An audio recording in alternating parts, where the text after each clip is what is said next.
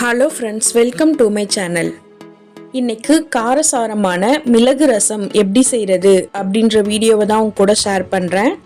இப்போ வாங்க எப்படி பண்ணுறதுன்னு பார்க்கலாம். ரசத்துக்கு தேவையான பொருள்லாம் பார்த்துடலாம். 1 டீஸ்பூன் மிளகு எடுத்துக்கோங்க, 1/2 டீஸ்பூன் சீரகம் எடுத்துக்கோங்க, 2 காஞ்ச மிளகாய், கொஞ்சமாக கருவேப்பிலை, கொஞ்சமாக பூண்டு எடுத்துக்கோங்க.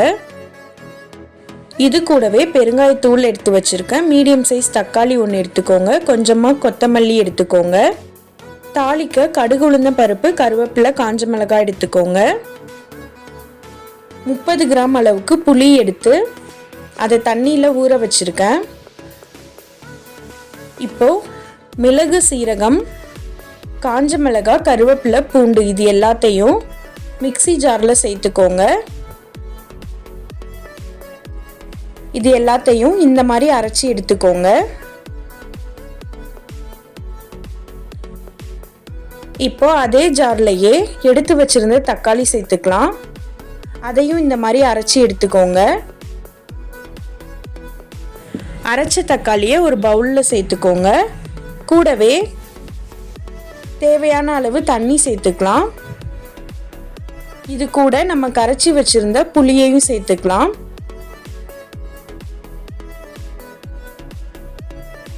இது கூட எடுத்து வச்சிருந்த கொத்தமல்லியை சேர்த்துக்கலாம். ரசத்துக்கு தேவையான அளவு உப்பு சேர்த்துக்கோங்க. உப்பு சேர்த்துட்டு நல்லா மிக்ஸ் பண்ணி விட்டுருங்க. இப்போ ரசம் செய்ய ஆரம்பிக்கலாம்.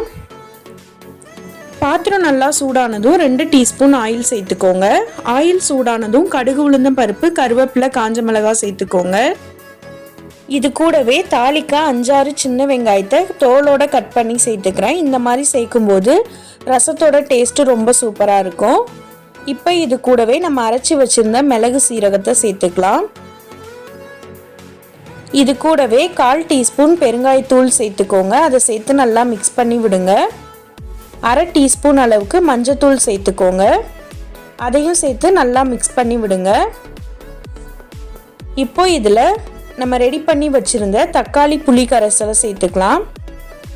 இப்போ எல்லாத்தையும் சேர்த்து நல்லா மிக்ஸ் பண்ணி விடுங்க. உங்களுக்கு ரசத்துக்கு தண்ணி தேவைன்னா இன்னும் கொஞ்சம் சேர்த்துக்கலாம்.